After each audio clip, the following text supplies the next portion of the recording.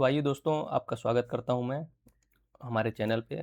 बहुपद चैप्टर जो कि क्लास 10 के बोर्ड एग्ज़ाम के लिए बहुत ज़्यादा इम्पोर्टेंट है, यूपी बोर्ड के लिए। हिंदी मीडियम में हम इस चैप्टर को पढ़ेंगे। तो सबसे पहले इस चैप्टर को पढ़ने के पहले हम क्लास 10th का है ये, तो 9th के जो कुछ इंपॉर्टेंट चीज़ें हैं वो आपको पता होना चाहिए। बहुपद की सबसे पहले परिभाषा पता होना चाहिए कि बहुपद आखिर होता क्या है। तो बहुपद अगर सिंपल टर्म्स में मैं समझाऊँ आपको, तो बहुपद जो है चर और अचर राशि इन दोनों का मिलन होता है। अब मिलन कैसे हो सकता है? या तो धन हो सकता है, या ऋण हो सकता है, या गुणा हो सकता है। भाग नहीं होता है। भाग होता है अगर भाग के जगह हमको समझना पड़ेगा कि चर अचर राशियां जो हैं वो अचर राशि एक अंश होता है, एक हर होता है। तो अचर राशि जो है नीचे हो सकती है, मतलब हर में हो सकती है, लेकिन अंश में नहीं हो सकती। उदाहरण जैसे 5 बटे 5/x नहीं हो सकता है, क्योंकि यहाँ पे चर राशि नीचे आ रही है, हर में आ रही है। और वो हमने बताया कि चर राशि नीचे नहीं आनी चाहिए, केवल अचर राशि आ सकती है। मतलब x/5 तो हो सकता है, बट 5/x नहीं हो सकता है। अगर 5/x है किसी पद में, कहीं पे बहुपद दिया है, कहीं भी कोई इक्वेशन दी है, तो उसमें अगर पूछा जाता है कि ये बहुपद है कि नहीं, तो यहाँ पे बहुपद नहीं रहेगा। तो ये आपको कंडीशन याद रखनी है कि बहुपद क्या है। बहुपद चर और अचर राशि का मिलन है, जिसमें जो चर राशि है वो हर में नहीं हो सकती है, और बाकी जोड़ घटाव गुणा तो होता ही है, हो ही सकता है। तो देखिए उदाहरण के तौर पे समझते हैं कि 5x² प्लस 6x प्लस 7 ये है एक। तो इसमें देखो, ये एक अचर राशि है और ये चर राशि है, इन दोनों का गुणा हुआ, तो ये एक बहुपद है। ये एक अचर राशि, एक चर राशि है, दोनों गुणा हुआ, बहुपद है। ये एक अचर राशि है, और ये तीनों जो पद हैं वो जुड़े हुए हैं। तो जोड़ घटाव गुणा भाग कुछ भी हो सकता है, बट भाग में सिर्फ एक चीज़ कंडीशन याद रखनी है कि जो चर राशि है हमारी वो नीचे नहीं आनी चाहिए। या इसका ही दूसरा रूप ये है कि जो हमारी चर राशियाँ हैं उसकी घात पूर्ण संख्या होनी चाहिए। पूर्ण संख्या का मतलब क्या होता है? पूर्ण संख्या का मतलब 0, 1, 2, 3 इस तरह करके अनंत तक। निगेटिव नहीं हो सकता है। मतलब निगेटिव एक जो चर राशि है x, उसकी घात निगेटिव एक नहीं हो सकती है। मतलब 5x की घात -2 प्लस 5x प्लस 6 इस तरह कोई इक्वेशन दी है तो वो बहुपद नहीं है, क्योंकि जो चर राशि है उसकी घात यहाँ पे ऋणात्मक हो गई, और ऋणात्मक नहीं हो सकती है। ये हमने परिभाषा में बताया। तो बहुपद की परिभाषा हम यहाँ पे एक समराइज कर देते हैं सिंपल सा, कि बहुपद जो है कुछ नहीं है, केवल चर और अचर राशियों का मिलन है, जिसमें चर और अचर राशियों का मिलन है, जिसमें चर धन अचर है। उसमें धन भी हो सकता है, ऋण भी हो सकता है, गुणा भी हो सकता है। भाग जब होगा तो जो चर राशि है वो हर में नहीं होगी, अंश में हो सकती है। बस इतना ही याद रखना है आपको। तो हमारा बहुपद कंप्लीट हो गया। बहुपद क्या है? बहुपद के बाद आता है कि पहली चीज़ बहुपद आपको पता होना चाहिए। दूसरा जो उसका डिग्री है, डिग्री क्या बोलते हैं? घात। किसी भी बहुपद में घात कितनी है, घात क्या है। तो उदाहरण समझते हैं कि x² प्लस 5x प्लस 6, इसमें जो x की घात है वो क्या है? यहाँ पे x की घात 2 है, यहाँ पे x की घात 1 है, और 6 इसको हमेशा याद रखना है। 6 नहीं है केवल, ये 6 गुणे x की घात 0, और x की घात 0 या बोलिए कोई भी नंबर है उसकी घात अगर 0 है, कोई भी नंबर यहाँ पे दिया हुआ है उसकी घात अगर 0 है तो उसका मान 1 होता है। तो 6 को हम लिख सकते हैं 6 गुणे 1, और 1 को लिख सकते हैं x की घात 0। तो ये जो हमारा इक्वेशन लिखा हुआ है x की घात 2 प्लस 5x प्लस 6 गुणे x की घात 0, यहाँ पे 2 है, यहाँ पे घात 1 है, और यहाँ पे 0 है। तो जो भी यहाँ पे x की घात है टोटल क्या क्या है? 2 है, 1 है और 0 है। तो इन सब में सबसे बड़ा क्या है? 2। तो यही इस बहुपद का घात बोलो या डिग्री हो जाएगा। इस बहुपद की डिग्री 2 हो जाएगी। तो बस ये दूसरी चीज़ पता चल गई आपको, जो हमको पता होना चाहिए 9th क्लास के हिसाब से। अभी 10th क्लास का हमने शुरू नहीं किया है। 9th क्लास में आपको बहुपद की परिभाषा पता होना चाहिए, घात क्या होता है बहुपद का वो पता होना चाहिए। उसके बाद जो बहुत सारे समीकरण होते हैं बहुपद के, उस वो कौन कौन से होते हैं वो घात के हिसाब से बताए जाते हैं। कौन कौन से? जैसे एक घात, द्विघात, त्रिघात, ये 3 तरह के बहुपद होते हैं, या बोलो पॉलिनोमियल होते हैं। तो एक घात मतलब x की घात 1 होनी चाहिए, एक उदाहरण क्या है एक घात का? एक घात का उदाहरण है 5x + 6 = 0। तो x की घात क्या है यहाँ पे 1, यहाँ पे क्या होगी x की घात 0। तो टोटल इसमें जो बहुपद है उसमें घात क्या क्या है 1 और 0। सबसे बड़ी घात क्या है 1। तो इस बहुपद की जो घात हुई वो कितनी हुई 1। तो ये एक घात है अगर तो एक घात बहुपद। अब दो द्विघात क्या है? द्विघात का देखिए उदाहरण हमने जो अभी समझा था कि घात क्या होता है, वो द्विघात का ही है, क्योंकि यहाँ पे जो बहुपद की घात है वो 2 है। त्रिघात क्या होगा?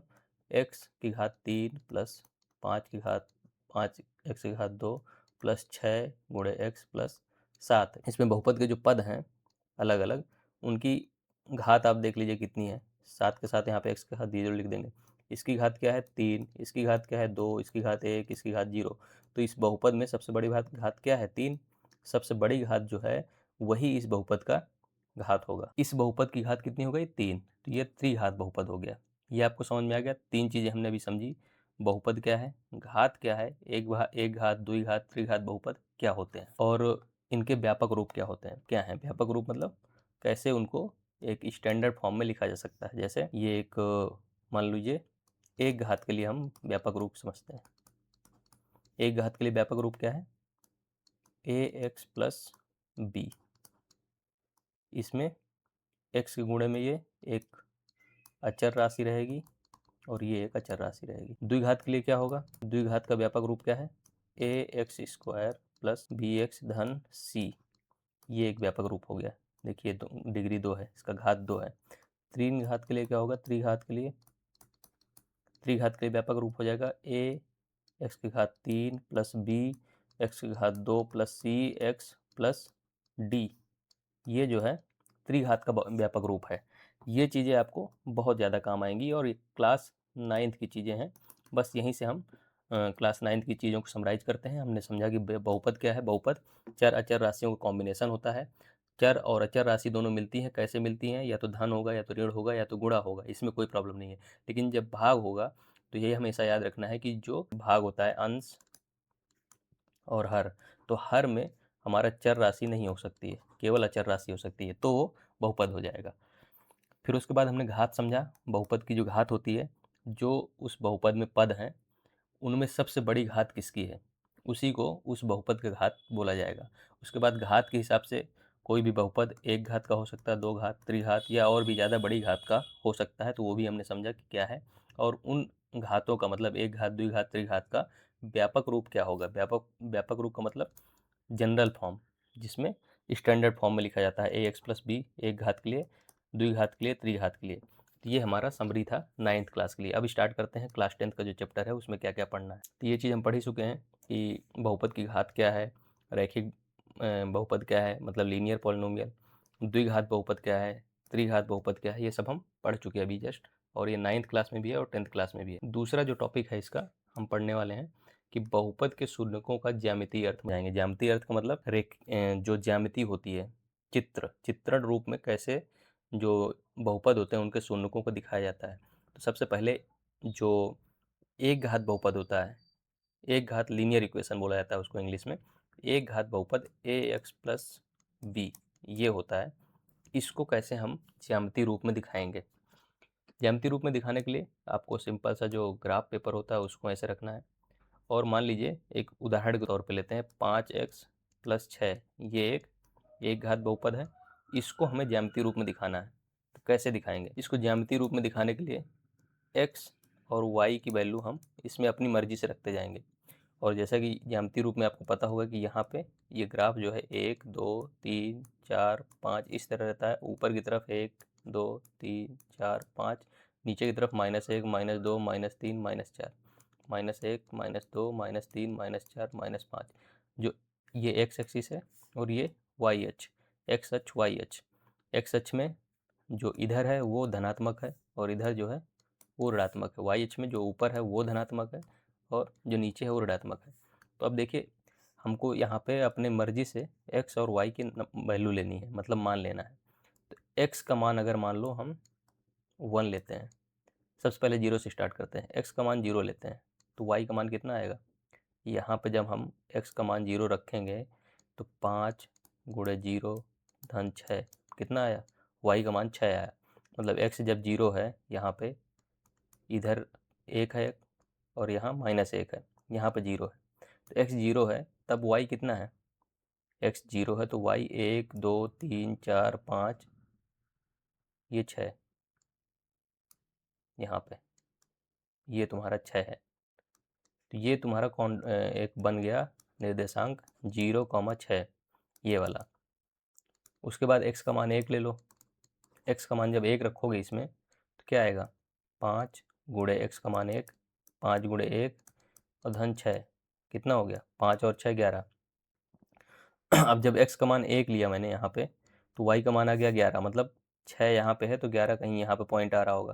तो बस इन दोनों पॉइंट्स को मिला दो और आगे पीछे दोनों तरफ बढ़ा दो, इनफाइनाइट, अनंत तक जाएगी ना ये तुम्हारा ज्यामितीय प्रदर्शन हो गया एक लीनियर इक्वेशन का, या बोलो एक घात समीकरण का, जो जिसका मान है y बराबर 5x + 6। ये तुम्हारा एक घात समीकरण है जिसको हमने ज्यामितीय रूप में प्रदर्शित कर दिया। ऐसे ही कोई द्विघात समीकरण है अगर, तो उसको ज्यामितीय रूप में कैसे प्रदर्शित करेंगे? मान लो कोई x², यही उदाहरण यहाँ पे लेते हैं, y का मान x² - 3x - 4, ये उदाहरण है हमारा। इसको ज्यामितीय रूप में कैसे प्रदर्शित करेंगे? देखिए, फिर से वही निर्देशांक ज्यामिति के रूप में हम यहाँ पर बनाएंगे ग्राफ। इधर 1 2 3 4 5 6, क्योंकि ये दाएं साइड है तो ये धनात्मक होगा एक्स अक्ष का, और ये बायां साइड है एक्स अक्ष का तो ये ऋणात्मक होगा। 1 2 3 4 5 6, -1 -2 -3 -4 -5 -6, 1 2 3 4 5 6। अब ऊपर की तरफ हमने बताया था y अक्ष में ऊपर की तरफ धनात्मक होता है, मतलब 1 2 3 4 5 6, नीचे की तरफ ऋणात्मक होगा, -1 -2 -3 -4 और -5, ऐसे होगा। तो फिर से वही सेम हम काम करेंगे कि x का मान यहाँ पे रखेंगे 0, तब उस टाइम पे x का मान 0 रखने पे y की वैल्यू क्या आ रही है? y का मान आ रहा है, x का मान जब हम 0 रखेंगे इस इक्वेशन में, तो 0 का स्क्वायर -3 गुणे 0 प्लस -4, ये मान आएगा। तो 0 का स्क्वायर 0 होगा, 3 गुणे 0 0 हो जाएगा, और ये -4, मतलब y का मान -4 आ जाएगा जब x का मान 0 होगा। तो x का मान जब 1 रखेंगे तब क्या होगा? x का मान 1 रखेंगे तो 1² -3 गुणे 1 -4, 1 -3 -4 कितना हुआ? -6। x का मान 1 रखने पे y का मान -6 आ रहा है। अब x का मान -1 रखिए, x का मान -1 रखने पे क्या होगा? -1 का स्क्वायर -3 गुणे -1 -4, 1 + 3, माइनस माइनस का गुणा प्लस हो जाएगा, और 3 गुणे 1 3 -4 कितना हुआ? 0। तो x की वैल्यू जब -1 है तो y का मान आ गया 0। बस इन्हीं वैल्यूज़ को यहाँ पर रख देंगे। एक चीज़ याद रखना है कि ये लीनियर नहीं आएगा। लीनियर कैसे? मतलब वहाँ पे देखिए, पिछला इक्वेशन जो था एक घात समीकरण था, तो ये एक स्ट्रेट लाइन आई थी, बट यहाँ पे स्ट्रेट लाइन नहीं आएगी, ये एक परवलय आएगा। देखिए कैसे, इसको जब आप प्रदर्शित करेंगे इसमें तो अपने आप समझ में आ जाएगा। x का मान 0 है, x का मान 0 आप पहुँच जाइए, यहाँ पे x का मान 0, x का मान यहाँ पे 1 है, यहाँ पे -1 है, तो यहाँ पे 0 होगा। जब x का मान 0 है तो y का मान कितना है? y का मान आ रहा है -4। -4 किधर होगा? नीचे की तरफ। नीचे की तरफ -4 कहाँ पे है? ये। मतलब ये एक तुम्हारा पॉइंट मिल गया 0, -4, ये पॉइंट तुम्हारा ग्राफ में आ रहा है। उसके बाद x का मान जब 1 है तब y का मान 6 है। x का मान 1 किधर है? ये रहेगा राइट साइड में। दाएं साइड चलने पे x का मान 1 आएगा। यहाँ पे y की मान कितना है? वहाँ y का मान -6 है, ये -4 है, तो -6 तो और नीचे रहेगा, यहाँ कहीं रहेगा। मतलब एक तुम्हारा ये पॉइंट मिल गया, दूसरा पॉइंट ये है x का मान 1 है तब y का मान -6 है, ये तुम्हारा पॉइंट मिल गया एक दूसरा। एक पॉइंट ये, एक पॉइंट ये, इन दोनों को जब कनेक्ट करोगे तो ये एक स्ट्रेट लाइन आएगी।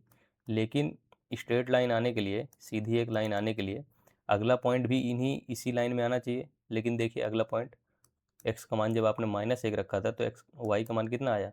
x का मान -1 किधर मिलेगा? बाएं साइड, ये है x का मान -1 यहाँ पे बाएं साइड में। और y का मान तब क्या हो रहा है? 0। y का मान 0 किधर होगा? ऊपर जाएंगे तो धनात्मक हो जाएगा, नीचे आएंगे तो ऋणात्मक हो जाएगा। तो इसलिए y का मान यहाँ पे 0 होगा, मतलब x का मान जब -1 है तब y का मान 0। जबकि ये अगर स्ट्रेट लाइन होती तो यहाँ से जाती कहीं, बट ये स्ट्रेट लाइन नहीं है, तभी तो यहाँ से मिल के जा रही है। देखिए अब ऐसे एक परवलय बनाएगा। देखिए यही तो ग्राफ बन रहा है यहाँ पे।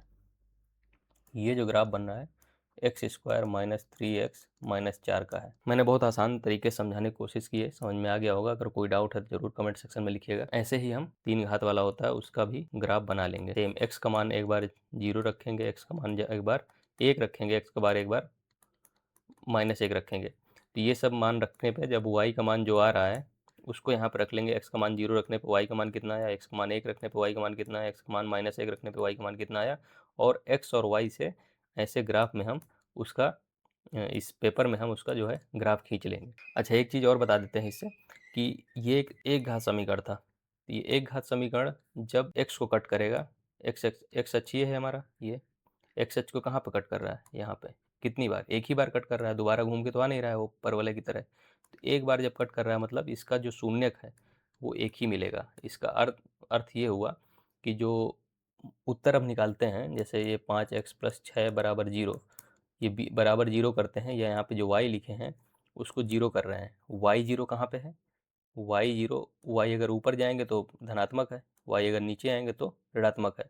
बट हमको जाना ही नहीं है कहीं, क्योंकि 0 में रहना है।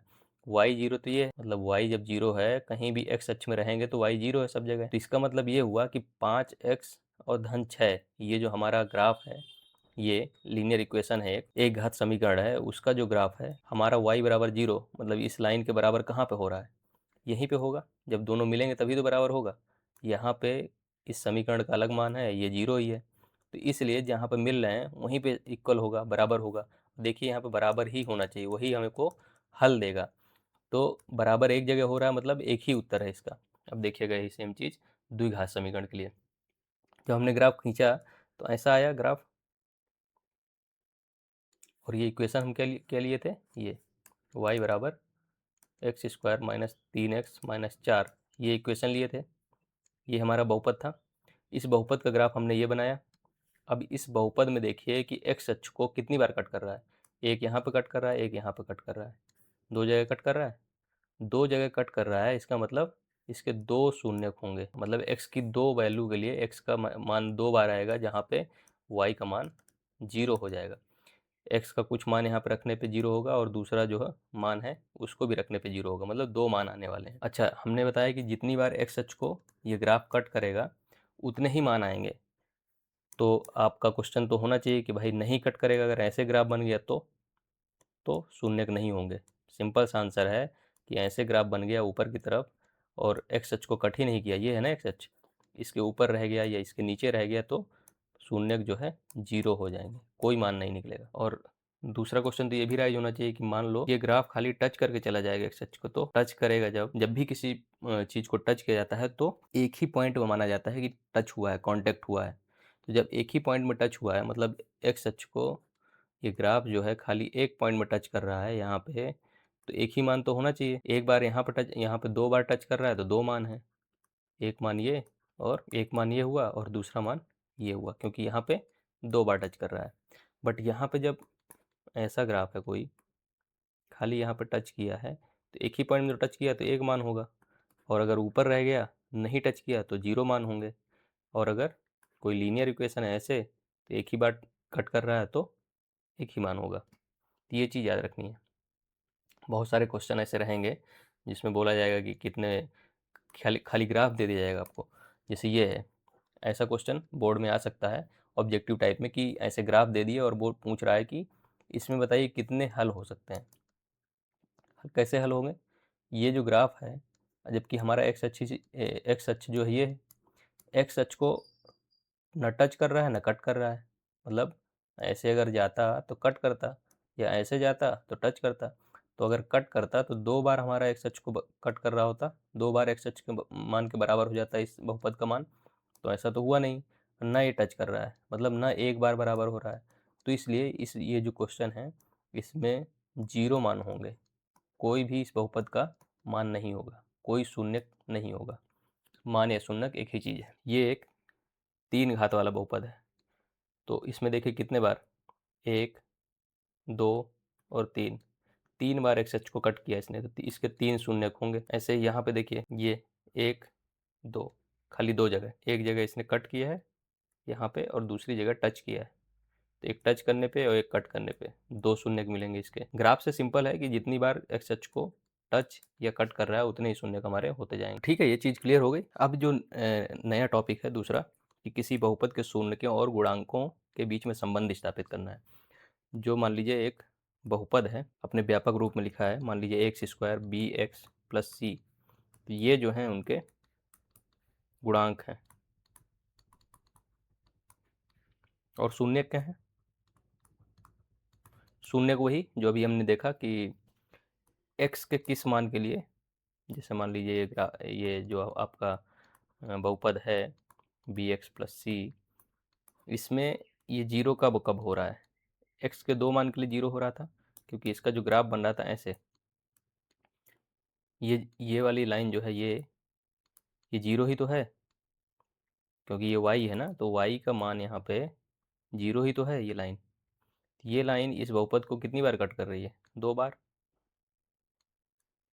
तो 2 बार कट कर रही है, दो इसके मान होंगे, मतलब x की मान 2 बार ऐसे रहेंगे जहाँ पे ये जो y है या ये बोलिए बहुपद है वो जीरो हो रहा है। तो द्विघात समीकरण जब रहता है तो उसमें x की 2 मान आती हैं, जब ये बहुपद जीरो हो जाएगा। अगर यही x एक घात समीकरण होता तो x का केवल एक मान आता, जिसमें ये बहुपद जीरो हो जाती। यहाँ पे हमको समझना पड़ेगा कि शून्य किसके 2 रहेंगे और गुणांक जो है हमारे a, b और c, इस बहुपद के लिए द्विघात समीकरण जो है उसमें गुणांक a, b, c हैं और शून्य मान लीजिए अल्फा और बीटा है। इसके मान लीजिए x की वैल्यूज हैं, जो x का मान लो एक मान कोई है अल्फ़ा और x का दूसरा मान है बीटा, जहाँ पे अगर x का मान अल्फ़ा इसमें रखने पे, x की जगह अल्फ़ा अगर रखेंगे तो ये जो पूरा बहुपद है शून्य हो जाएगा, जीरो हो जाएगा, और अगर बीटा भी रखेंगे तो तब भी जीरो हो जाएगा। तो 2 ऐसे x के मान हैं जहाँ पे ये बहुपद जीरो हो जाएगा। तो किसी भी जो क्वाड्रेटिक इक्वेशन होती है, ये द्विघात समीकरण होता है, उसमें 2 x ऐसे होते हैं जहाँ पे वो क्वाड्रेटिक इक्वेशन या द्विघात समीकरण शून्य हो जाता है। तो वही दोनों जिन x के मान के लिए शून्य हो जा रहा है उसको अल्फा और बीटा या उस बहुपद के शून्य बोलते हैं। तो अभी इन्हीं दोनों में रिलेशन हमको बनाना है, एक संबंध स्थापित करना है, किसमें किसमें, जो बहुपद के गुणांक है और बहुपद के शून्यक हैं। कैसे स्थापित करेंगे देखिए, आइए समझते हैं इसको। A X square plus B X plus C, इसको हम ये भी ऐसे भी तो लिख सकते हैं कि कोई गुणांक है, कोई एक फिक्स नंबर ले लीजिए कांस्टेंट, और x minus alpha x minus beta, बस यहाँ से जो हमारा रिलेशन आएगा, ये संबंध आएगा, उसको आपको याद रखना पड़ेगा। देखिए इसको कैसे सॉल्व करते हैं। X square plus B X plus C बराबर के, जब x का x के साथ गुणा कराएंगे तो एक्स स्क्वायर आ जाएगा, x का बीटा के साथ कराएंगे तो माइनस बीटा एक्स आएगा, और अल्फ़ा का एक्स के साथ कराएंगे तो माइनस अल्फ़ा एक्स आएगा, और जब माइनस अल्फ़ा माइनस बीटा का होगा तो प्लस अल्फ़ा इंटू बीटा आएगा, क्योंकि माइनस माइनस का गुणा क्या होता है, प्लस, अल्फ़ा इंटू बीटा, तो ये आ जाएगा आपको।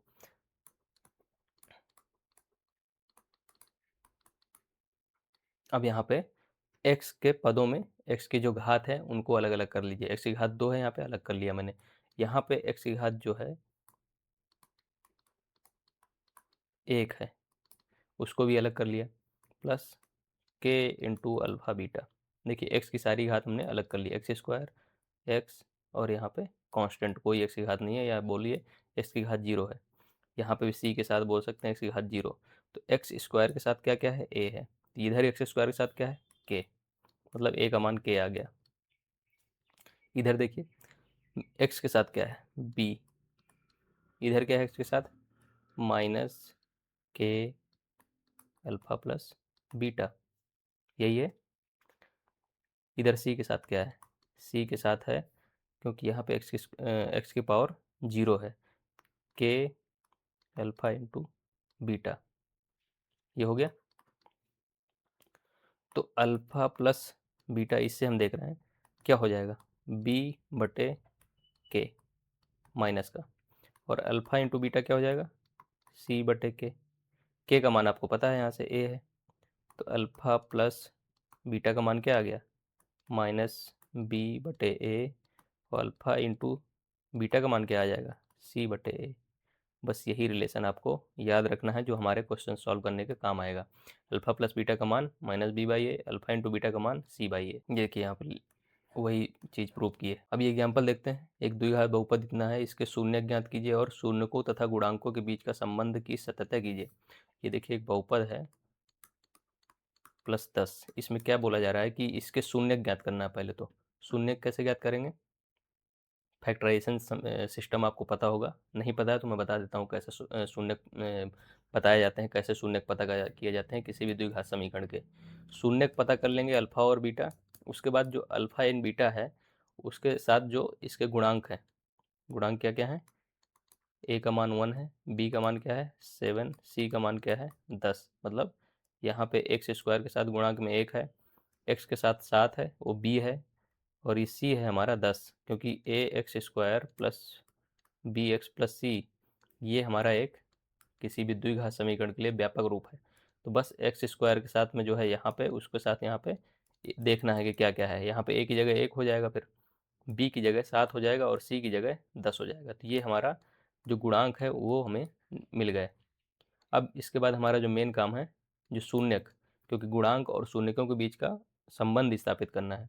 तो गुणांक तो मिल गए हैं, शून्यक पता करने हैं। शून्यक कैसे पता करेंगे? X square plus 7x plus 10। शून्यक में कैसे पता किया जाता है? उसका सबसे बेसिक तरीका ये है कि जो हमारा सी है और ए है उसको दोनों को गुणा कर दीजिए, ए गुणे सी। तो ए गुणे सी हमारा ए कितना है 1, सी कितना है 10, 10 आया। इसको इसके फैक्टर कर लीजिए, मतलब गुणनखंड कर लीजिए। इसके गुणनखंड क्या होंगे? 2 का गुणा करेंगे तो 2 का भाग देंगे तो 5 आएगा, और 5 का भाग देंगे तो 1 आएगा। गुणनखंड क्या क्या आ गए? 2, 5, 1। इन गुणनखंड के माध्यम से ऐसे हमको कॉम्बिनेशन बनाने हैं कि 7 आ जाए। 7 कहाँ से आएगा? 5 और 2 को जोड़ने पे 7 आएगा। 5 1 6 होगा और 6 2 8 हो जाएगा। तो हमको 5 और 2 इन दोनों को गुणा कर दो और इसको जोड़ दो, मतलब 5 और 2 7 हो रहा है। तो इसको लिख सकते हैं एक्स स्क्वायर धन 5x धन 2x प्लस 10। इन दोनों को देखेंगे तो क्या होगा? इन दोनों में क्या कॉमन दिख रहा है आपको? x कॉमन दिख रहा है, तो x प्लस 5, यहाँ से x स्क्वायर से x कॉमन लिए तो x बचा, 5x से जब x बाहर लेंगे तो 5 बचेगा धन। इन दोनों में क्या कॉमन दिख रहा है? 2 कॉमन दिख रहा है, 2 जब यहाँ से ले लेंगे तो ये x बचेगा, और जब यहाँ पे 10 से 2 गुणे 5 लिख सकते हैं ना इसको, तो 2 जब ले लेंगे तो यहाँ 5 बचेगा, तो x प्लस 5 बचेगा। अब देखिए इन दोनों में क्या कॉमन दिख रहा है? x प्लस 5 कॉमन दिख रहा है, ये चीज़ इधर भी है। तो जब इसको हटा लेंगे तो क्या बचेगा इधर? x, और यहाँ से जब हटा लेंगे तो धन 2, क्योंकि ये धन है ना। तो ये तुम्हारा बन गया अपना गुणनखंड। और इसी को शून्य जब बराबर कर देते हैं 0 के तो शून्य यहाँ से आ जाते हैं। अब देखिए ये जो हमारे गुणनखंड आए हैं इन दोनों का गुणा जो है 0 के बराबर है, मतलब या तो दोनों 0 के बराबर होंगे या तो एक 0 के बराबर होगा। तो दोनों x प्लस 5 अगर 0 के बराबर होगा तो x का मान कितना आ जाएगा? -5। अब जब 0 के बराबर होगा तो x प्लस 2 बराबर 0, मतलब x का मान कितना आ गया? -2।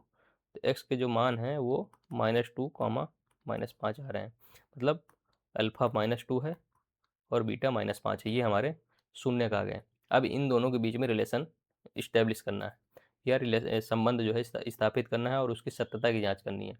जो हमने अभी संबंध यहाँ से बनाया था कि अल्फा धन बीटा मतलब शून्यकों का योग जो है -b/a होता है। तो अल्फा प्लस बीटा कितना है? -2 प्लस -5। इन दोनों को सम ऑफ द रूट्स, मतलब दोनों का जो जोड़ है वो -b/a के बराबर होना चाहिए। भाई b कितना है? 7 बटे a कितना है? 1। -2 और -5 जब जोड़िएगा तो 7 आ जाएगा, -7, मतलब ये सही है, संबंध स्थापित हो गया। मतलब जो शून्यकों का योग है वो -b/a के बराबर आ रहा है। ये सत्ता की जांच हो गई। उसके बाद एक चीज़, जो अल्फा इंटू बीटा वाला जो फॉर्मूला था, अल्फा गुणे बीटा वाला, वो c/a था। इसकी भी यहाँ से भी जांच कर लीजिए। तो -2 गुणे -5 कितना हो गया? c/a। c का मान कितना है? 10, 1, क्योंकि a का मान 1 है ना, तो c/a 10 हो गया। तो माइनस माइनस कट गया यहाँ से, 5 दूनी 10, 10 बराबर 10, यहाँ से भी शून्य को, वो जो तुम्हारी सत्यता है संबंध का, शून्यक और गुणांकों के बीच में इस्टेब्लिश हो गई, स्थापित हो गई। अब उसी तरह का फिर से ये सवाल देखिए दे दिया है, इसको आप कर लीजिए। हम सीधे अब इसके बाद एक्सरसाइज में जंप करेंगे। एक्सरसाइज में जंप करने के पहले ये आपको देखना पड़ेगा, सेम हम तरीका जो है वही रहेगा जो हमने निकाला था, कैसे संबंध स्थापित किया गया था। संबंध स्थापित करने के लिए सेम वही, A X cube plus B X की घात 2 प्लस सी एक्स की घात 1 प्लस डी बराबर के गुणे x minus alpha x minus beta x minus gamma. बस यहाँ से जब इसको आप गुणा कराएंगे इन सब में, तो के गुणे x cube something x square, यहाँ पे कुछ एक्स के साथ आएगा, कुछ कांस्टेंट टर्म आएगा सी वाला। तो बस इधर एक्स के घात में, एक्स के घात 3 में जो आएगा उसको एक्स के घात 3 के साथ बराबर करा देना है। एक्स के घात जो 2 है उसको एक्स के घात 2 में यहाँ पे जो आएगा उसको बराबर करा देना है। इसी से हमारा जो एक संबंध फिर से स्थापित हो जाएगा जो यहाँ पे दिया हुआ है। ये संबंध दिया हुआ है कि alpha plus beta plus gamma, मतलब ये माइनस बी बाई ए के बराबर होगा, और दो जो शून्यक हैं अल्फा और बीटा, उन दोनों को जब गुणा कराएंगे, alpha beta beta gamma gamma alpha, उसका जो मान है वो सी बटे ए आएगा। और तीनों जो शून्यक हैं किसी भी तीन घात समीकरण के लिए, उनका जब गुणा करेंगे तो माइनस डी बटे ए आएगा। बस इसको याद कर लीजिए, बहुत ज़्यादा इंपॉर्टेंट नहीं है, 10th क्लास के हिसाब से बहुत कम चांसेस है कि इसमें क्वेश्चन आएगा।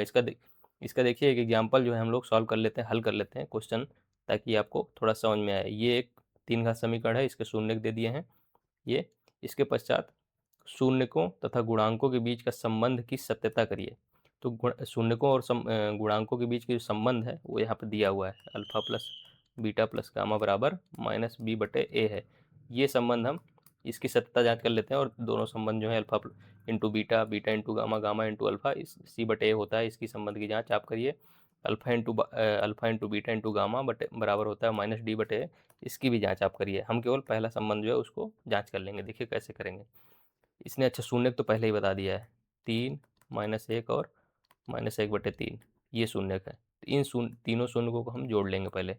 3 माइनस 1 माइनस 1/3, ये हो गया 3 माइनस 1, 2 के बराबर माइनस 1/3, और यहाँ पे देखिए 5/3, इसका मान 5/3 आ गया alpha plus beta plus gamma का। अब यहाँ से क्या आएगा, ये जो बहुपद है हमारा 3x cube minus 5x square minus 11x minus 3, इसमें ए क्या है, ए जो एक्स क्यूब का साथ में है 3, बी क्या है जो एक्स स्क्वायर के साथ में -5, सी क्या है एक्स के साथ में जो गुणांक है -11, डी क्या है -3। तो जो alpha plus beta plus gamma का मान है वो माइनस बी बटे ए के बराबर है। तो बी माइनस बी क्या है, सॉरी बी क्या है हमारा, बी है -5, ए क्या है 3, माइनस से माइनस गुणा होगा तो प्लस हो जाएगा 5/3। देखिए ये दोनों इक्वल आ रहे हैं, मतलब जो हमारे शून्यक दिए हैं उनको जोड़ने पे 5/3 आ रहा था, और उनके जो जोड़ने से जो गुणांकों में संबंध है वो है -b/a, और -b/a का भी मान जो है 5/3 आ रहा है। तो ये जो है आपका संबंध स्थापित हो गया। और ये दोनों संबंध जो है इसकी पुष्टि आप करिए। ये जो दो शून्यकों को लेके गुणा कराया गया उस वो बराबर c/a के होता है, और तीनों शून्यकों का गुणा जो है -d/a के होता है। ये इसका आप पुष्टि करिए। हाँ, तो देखिए अभी ये जो प्रश्नावली है हमारी 2.2, इसको हल करेंगे। निम्न द्विघात बहुपद के शून्यक ज्ञात करिए। पहले तो शून्यक ज्ञात करना है, शून्यकों तथा गुणांकों के बीच का संबंध स्थापित करना है। इस प्रश्नावली का सबसे पहला क्वेश्चन जो है उसको सॉल्व करते हैं। तो इस प्रश्नावली 2.2 का जो पहला क्वेश्चन है उसको सॉल्व करते हैं। यहाँ पे x square minus 2x minus 8, इसका जो है हमको पहले तो अल्फा और बीटा मतलब शून्यक निकालने हैं, उसके बाद जो गुणांक हैं उनके साथ संबंध स्थापित करना। तो सबसे पहले शून्यक निकालेंगे। शून्यक निकालने के लिए ए क्या है इसका 1, बी क्या है -2, सी क्या है -8। तो हमें सिंपल 1 और 8 मतलब सी और ए का गुणा कराना है। सी गुणे ए कितना है -8, या केवल नंबर ले लो, साइन छोड़ दो, 8 8 को गुणनखंड कर देना है, 2 यहाँ पे 4 आएगा, यहाँ पे 2, यहाँ पे 2 आएगा। अब इनमें ऐसा कॉम्बिनेशन बनाना है कि हमारा 2 आ जाए। तो 2 कैसे आएगा, वही माइनस का, माइनस को 2 कैसे आएगा, 2 दूनी 4, ये 4 हो गया, और ये 2 आ गया। अब यहाँ पे 2 आएगा कब, जब माइनस का 4 ले ले और धन का 2 ले ले, माइनस का 4 और धन का 2। तो यहाँ पे देखिए अब कैसे से तब -2 आ जाएगा। एक्स स्क्वायर माइनस का 4x और धन का 2x लिख सकते हैं। -2 को, ये हमने -2 को ही तो लिख दिया, इसको -4 + 2 लिख सकते हैं ना, और इसको x के साथ गुणा करा दिया। तो एक्स स्क्वायर -4x + 2x -8। इसमें देखिए क्या कॉमन आ रहा है, इसमें क्या कॉमन आ रहा है, x कॉमन आ रहा है, x -4 हो जाएगा अंदर, प्लस 2 कॉमन करो तो यहाँ से 2 कॉमन करोगे तो x बचेगा, माइनस यहाँ से क्या करोगे, 2 गुणे 4 भी तो लिख सकते हो 8 को, तो 2 कॉमन कर लिया तो 4 बचेगा। यहाँ से x -4 कॉमन हो रहा है, तो x माइनस जब 4 कॉमन करेंगे तो ये क्या होगा x, और ये क्या होगा +2। ये हमारा सॉल्व हो गया। यहाँ से जब इक्वल 0 करेंगे तो वही सेम चीज़ कि या तो ये 0 होगा या तो ये 0 होगा या तो दोनों 0 होंगे। जब ये 0 होगा तो x का मान कितना होगा 4, जब ये 0 होगा तो x का मान कितना होगा -2। यही शून्यक है हमारे अल्फ़ा और बीटा। अल्फ़ा का मान 4 है, बीटा का मान -2। अब देखिए जो शून्यक और गुणांकों के बीच में संबंध स्थापित करना है तो उसके लिए जो फॉर्मूला है अल्फ़ा प्लस बीटा कितना होना चाहिए, -b/a के बराबर। तो अल्फ़ा प्लस बीटा कितना आ रहा है 4 और -2 बराबर -b का मान कितना है, -b का मान -2/a का मान कितना है 1। तो 4 में से 2 गए, 2 बराबर माइनस और माइनस का गुणा होगा जब तो ये प्लस हो जाएगा और बटे में 1 है, तो ये जो है तुम्हारा संबंध स्थापित हो गया अल्फ़ा प्लस बीटा वाला। अल्फ़ा इंटू बीटा वाला क्या होगा c/a। c क्या है इसमें -8, a कितना है 1, मतलब c/a का मान 8 आ रहा है, तो अल्फ़ा इंटू बीटा का मान भी 8 आना चाहिए। अल्फ़ा क्या है 4, बीटा क्या है -2, तो माइनस और प्लस का गुणा माइनस और 4 दूनी 8, मतलब -8 के बराबर ये भी आ रहा है, तो दोनों का संबंध जो है वो स्थापित हो गया। इसके बाद नेक्स्ट क्वेश्चन क्या है, 4s² - 4s + 1, इसको कैसे हल करेंगे, फिर वही सेम चीज़, a क्या है 4, b क्या है -4, c क्या है 1। अब a और c का गुणा कराएंगे तो 4 गुणे 1 कितना आया, 4 को जब फैक्टर करेंगे या बोलो कि गुणनखंड करेंगे तो 2 गुणे 2, तो 2 और 2 को जोड़ने या घटाने से हमारा 4 आ रहा है क्या, जोड़ने से तो आ रहा है 4, घटाने से 0 हो जाएगा, तो जोड़ने से आ रहा है 4 तो जोड़ने से रख लो। 4s² माइनस 4 को क्या लिख सकते हैं 2 + 2 s + 1, 4s², अब अंदर गुणा कर दो -2s + 1।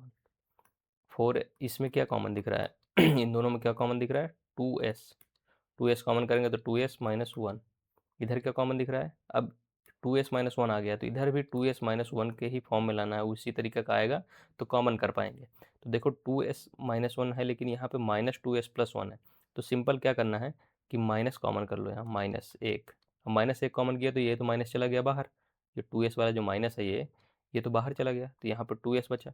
लेकिन ये जो प्लस है इसको हम माइनस गुणे माइनस लिख सकते हैं ना, तो एक माइनस जब बाहर गया ये वाला -1 के साथ, तो एक माइनस तो बचा ना, तो -1 के साथ -1 बच जाएगा।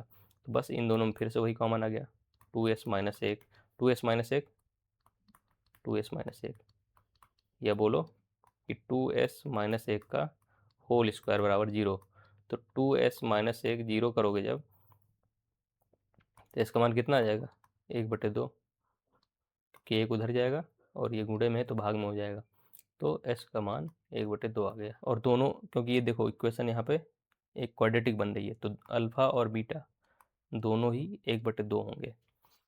तो यहाँ से भी सेम वही रिलेशन हम निकालेंगे कि अल्फ़ा प्लस बीटा बराबर -b/a। अब इसके लिए देखो -b/a क्या है, माइनस b का मान कितना है -4, a का मान कितना है 4, तो माइनस माइनस का गुणा हुआ तो प्लस हो गया 4/4, मतलब 4/4 1 हो गया। तो अल्फ़ा प्लस बीटा का मान कितना आ रहा है 1, और जब अल्फ़ा बीटा 1/2 है तो 1/2 धन 1/2 करोगे तो भी 1 आ जाएगा, मतलब दोनों चीज़ बराबर हो रही है। सेम वही अल्फ़ा इंटू बीटा के लिए करेंगे तो c/a होता है, c का मान कितना है 1, a का मान कितना है 4, 1/4, दोनों गुणा करने पे 1/4 आ रहा है। तो अल्फ़ा का मान कितना है 1/2 और बीटा का मान भी 1/2, तो 1/4 भी आ रहा है। यहाँ से भी मतलब सत्यापन हो रहा है दोनों के संबंध जो है अल्फ़ा जो इसके शून्यक और गुणांकों के बीच का। इसके बाद थर्ड क्वेश्चन 6x² - 3 - 7x। अब देखो इसमें कंफ्यूज करने के लिए क्या किया है कि जो तुम्हारी डिग्री है उसको एक घटते हुए क्रम में नहीं रखा है, घटते हुए क्रम में कैसे रहेगा, 6x² माइनस 7x माइनस 3। अब ये घटते हुए क्रम में है, डिग्री यहाँ पे 2 है, यहाँ पे 1 है और यहाँ पे 0 है। अब ये घटता हुआ क्रम है, सही क्रम है। पहले ये क्रम गड़बड़ था, पहले 2 डिग्री फिर इसके बाद 0 डिग्री फिर 1 डिग्री, तो ये कोई क्रम नहीं बन रहा था। तो इसलिए हमको पहले क्रम में लाना है। अब यहाँ से a पता करना है, 6 जो x² का गुणांक रहेगा, b रहेगा तुम्हारा -7, c रहेगा -3। फिर यहाँ से वही सेम चीज़ a गुणे c करेंगे। a गुणे c कितना आ रहा है, 6 गुणे 3 मतलब 18। 18 का गुणांक करेंगे, गुणनखंड करेंगे, लाना कितना है 7। 7 कैसे आएगा, 3 त्रिकाई 9 और 2, 9 में से 2 घटाओगे तो 7 आ जाएगा। तो बस वही करना है, 7 को हमें लिख देना है, 7 को क्या लिखना है, 9 में से 2 घटा दो, 7 की जगह वही लिख दोगे -3। बस उसको सॉल्व कर लो। 6x² minus 9x plus 2x, क्यों कैसे, -9 और ये प्लस का है तो माइनस प्लस का माइनस ही रहेगा, 9 x के यहाँ गुणा करेंगे, माइनस और माइनस का जब गुणा करेंगे यहाँ पे तो ये धन हो जाएगा, और धन का 2x, क्योंकि ये x के साथ गुणा होगा ना। तो बस इन दोनों में देखो कॉमन क्या मिल रहा है, 6 है ना, ये 6 में से 3 कॉमन मिलेगा, 3x कॉमन कर लो, 2 बचेगा यहाँ पे, जब 3 हटाओगे तो 2 बचेगा ना 6 में से, -3 प्लस, बस इन दोनों को कॉमन कर लो, 2x माइनस 3। जब यहाँ से 2x माइनस 3 हटाओगे तो 3x बचेगा, और यहाँ से जब हटाओगे तो +1 बचेगा। इसको 0 के इक्वल करो। फिर वही सेम कि दो संख्याएं, जब इन दोनों संख्याओं का गुणा जो है 0 है, तो दोनों संख्याएं या तो इन दोनों में से कोई एक संख्या 0 होना पड़ेगा। तो जब एक संख्या कोई 0 होना है, मान लो 2x माइनस 3 को 0 होना है, तो x का मान कितना आ जाएगा, 3/2, और इधर से कितना आ जाएगा, -1/3। तो अल्फा तुम्हारा आ गया 3/2, बीटा आ गया -1/3। ये तुम्हारे अल्फा और बीटा आ गए। अब यहाँ जो संबंध था उसको स्थापित कर लो, अल्फा धन बीटा होता है -b/a।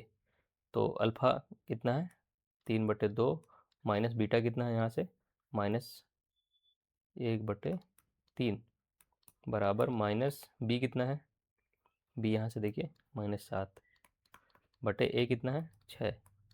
बस इसको हल कर लो, 3 दूनी 6, क्योंकि दोनों का जो लासा लोगे 6 होएगा, 2 से भाग दोगे 3, 3 त्रिकाई 9, 3 दूनी 6, ये कितना हुआ, माइनस माइनस प्लस हो गया, 7/6, 7/6 आ रहा है, मतलब ये सत्यापित हो गया।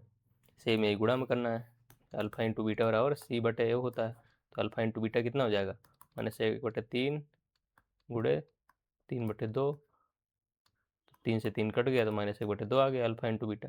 c/a कितना होगा, c का मान कितना है, -3 है, 6, तो -1/2 यहाँ से भी आ गया, मतलब सही हो गया ये।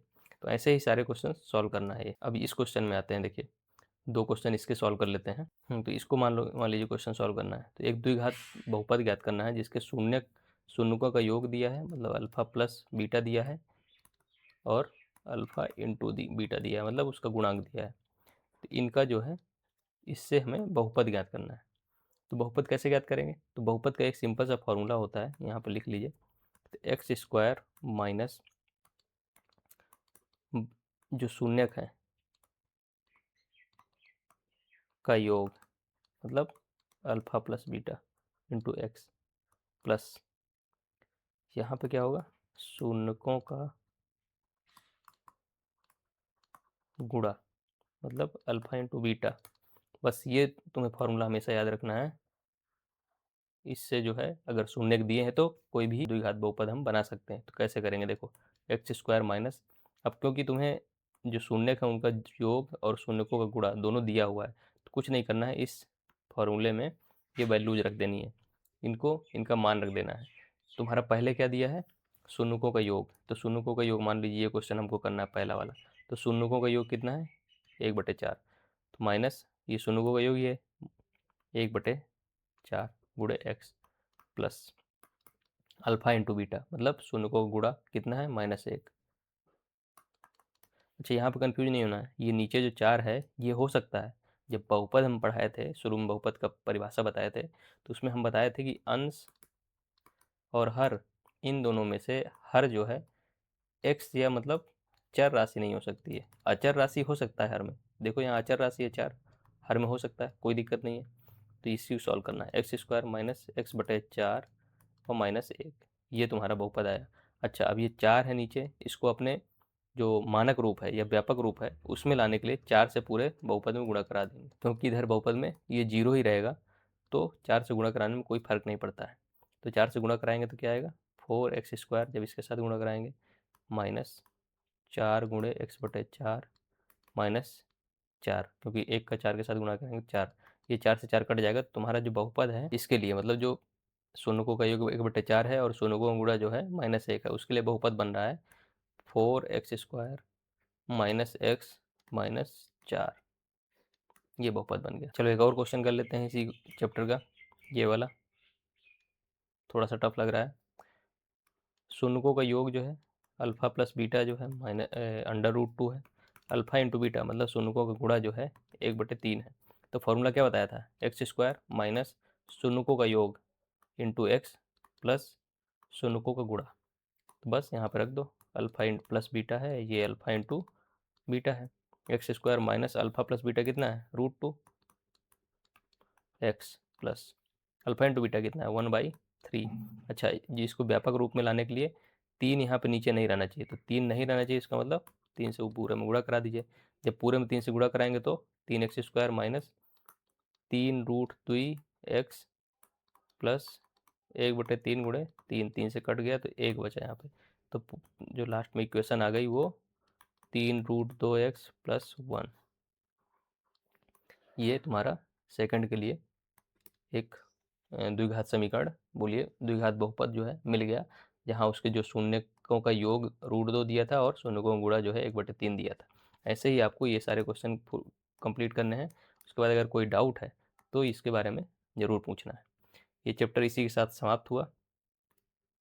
सेकंड चैप्टर जो था इसमें देखिए एक सारांश जो दिया रहता है ना, इसको बहुत ज़्यादा इंपॉर्टेंट होता है पढ़ना। देखिए इसमें क्या क्या पढ़ा गया। इस अध्याय में आपने निम्न तथ्यों का अध्ययन किया। किन किन तथ्यों, घातों 1 जिसकी घात 1 है, 2 है, 3 है, इनके बहुपद, रैखिक बहुपद, द्विघात बहुपद, त्रिघात बहुपद, ये हमने बताया था ना, डिग्री जो घात होती है उसी के हिसाब से डिसाइड किया जाता है कि त्रिघात बहुपद है कि द्विघात बहुपद है कि एक घात बहुपद है या रैखिक समीकरण है। उसके बाद दूसरा पॉइंट जो है, एक द्विघात बहुपद x² plus bx plus c, जहाँ a b c वास्तविक संख्याएं हैं और a 0 के बराबर नहीं है। a अगर 0 के बराबर हो जाएगा तो ये बहुपद द्विघात रह ही नहीं जाएगा, वो फिर क्या बन जाएगा, एक रैखिक बहुपद बन जाएगा। इसलिए a को 0 नहीं होना चाहिए, इसके रूप में होता है। एक बहुपद px के शून्य उन बिंदुओं के x निर्देशांक होते हैं जहाँ y बराबर px का ग्राफ y x अक्ष को प्रतिच्छेद करता है। देखो ये समझ में नहीं आया होगा, हम समझा देते हैं। एक बहुपद px, ये एक बहुपद है, इसको मान लो px, ये बहुपद मान लो ग्राफ में खींच दिया गया है। px के शून्यक, शून्यक क्या है, ये जहाँ पे x अक्ष को कट रहा है। शून्यक मतलब अल्फा बीटा, अल्फा बीटा क्या है, उन बिंदुओं के x निर्देशांक हैं, x निर्देशांक हैं मतलब x अक्ष हैं, होते हैं जहाँ y बराबर px, ये जो y बराबर px है, ये ग्राफ जो है x अक्ष को प्रतिच्छेद करता है। x अक्ष है ये ग्राफ x अक्ष को कहाँ प्रतिच्छेद कर रहा है, एक यहाँ पे, एक यहाँ पे। तो यही वो पॉइंट है अल्फा और बीटा, ये अल्फा है और ये बीटा है मान ली। तो वही बता रहा है कि एक बहुपद px के शून्यक जो होते हैं अल्फा बीटा, वो उस ग्राफ को जो x अक्ष जहाँ पे प्रतिच्छेद कर रहा है, या वो ग्राफ x अक्ष को जहाँ प्रतिच्छेद कर रहा है उसी के निर्देशांक है, शून्यक और कुछ नहीं है। x अक्ष के मान है जहाँ पे वो ग्राफ x अक्ष को प्रतिच्छेद कर रहा है, बस ये है, इतना सिंपल सा। एक द्विघात, नेक्स्ट पॉइंट जो है चौथा, एक द्विघात बहुपद के अधिक से अधिक 2 शून्यक हो सकते हैं, ये बता चुके हैं ऑलरेडी। अधिक से अधिक 2 हो सकते हैं, कम से कम 0 भी हो सकते हैं। कैसे, द्विघात बहुपद तो ये भी है, लेकिन ये x अक्ष को कहाँ कट कर रहा है, न टच कर रहा है, तो इसके तो बहुपद के शून्य कितने होंगे, 0 होंगे, 0 होंगे। अगर मान लो ये टच कर रहा है, टच कर रहा है तो 1 होगा, क्योंकि टचिंग पॉइंट केवल 1 होता है ना, तो जब टच कर रहा है तो 1 हो सकता है, लेकिन अधिकतम 2 ही हो सकते हैं, 2 से ज़्यादा बार ये कट नहीं कर सकता। जबकि एक त्रिघात बहुपद के अधिक से अधिक 3 शून्यक हो सकते हैं। एक त्रिघात बहुपद जो होता है वो 3 बार कट कर सकता है, लेकिन ज़रूरी नहीं है, कम भी कट कर सकता है, 2 भी हो सकते हैं। ऐसे करके ये लो, ये भी एक टच कर रहा है यहाँ पे और ये एक बार कट कर रहा है। ये एक त्रिघात बहुपद है, लेकिन शून्य कितने, क्योंकि x अक्ष को केवल टच कर रहा है और कट कर रहा है, तो 2 ही रहेंगे, यहाँ पे 3 रहेंगे। त्रिघात बहुपद के लिए ये नहीं हो सकता कि एक भी शून्यक न रहें, क्योंकि उसको क्रॉस तो करना ही पड़ेगा। त्रिघात बहुपद के कम से कम एक शून्यक तो होगा ही होगा, ये चीज़ आपको याद रखना है। मतलब एक भी हो सकता है, दो भी हो सकता है, तीन भी हो सकता है, उसके जीरो शून्यक नहीं हो सकते हैं। जैसा कि दो घात में हो रहा था, दो घात समीकरण जो है उसके जीरो शून्यक भी हो जा रहे थे, लेकिन तीन घात समीकरण में ऐसा नहीं होगा कि उसके जीरो शून्यक हों। ये चीज़ तो बताया कि अल्फा और बीटा का जो संबंध है उसके गुणांकों के साथ अल्फा प्लस बीटा बराबर माइनस बी बटे अल्फा इंटू बीटा बराबर सी बटे। अब अगर तीन घात समीकरण है तो अल्फा बीटा गामा ये तीन शून्यक निकलेंगे, उनके बीच में क्या संबंध रहेगा, alpha plus beta plus gamma बराबर माइनस बी बटे अल्फा बीटा, मतलब दो शून्यकों का गुणा एक बार में, alpha beta beta gamma gamma alpha, इनका C by A, alpha into beta into gamma, मतलब तीनों जो शून्य का उनका गुणा माइनस टी बाई ए हो जाएगा। तो ये चीज़ें हमने ऑलरेडी इस क्लास में पढ़ ली हैं पहले ही चैप्टर में। तो यहाँ से आपका जो चैप्टर है बहुपद ये समाप्त हो गया है। कोई अगर डाउट होता है तो उसको कमेंट सेक्शन में जरूर लिखिएगा। अगला चैप्टर है रैखिक समीकरण। रैखिक समीकरण वाला चैप्टर है, उसको हम अगले वीडियो में कवर करेंगे। तो धन्यवाद, मिलते हैं अगले वीडियो में। अगर अच्छा लगा हो वीडियो तो लाइक और चैनल को सब्सक्राइब जरूर कर देना।